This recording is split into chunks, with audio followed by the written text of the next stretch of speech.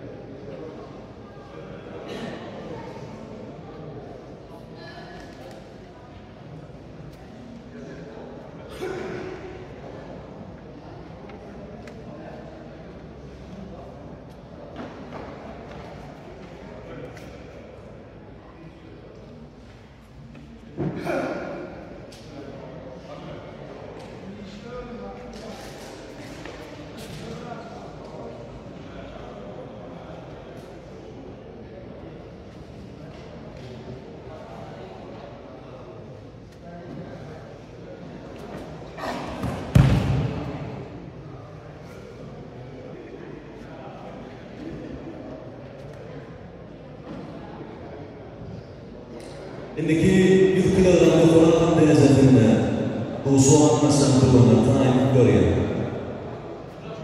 Ak giyimde, Tahirov Erkin, Gök giyimde, Mansurov Cemşir.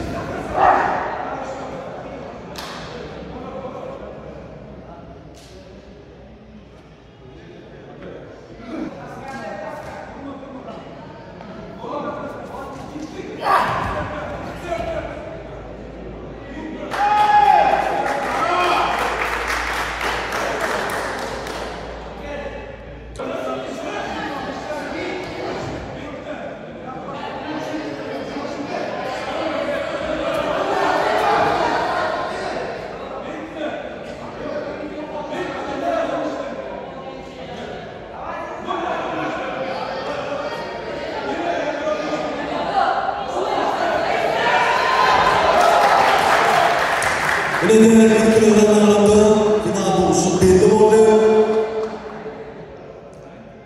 Türkmen devlet binayetinin bu oluşu üstünün faaliyeti. 100 kilodan alındı. Sporun üstü oluşu. Türkmenistan'ın bu doğrultuda birinci olmasına nasip olan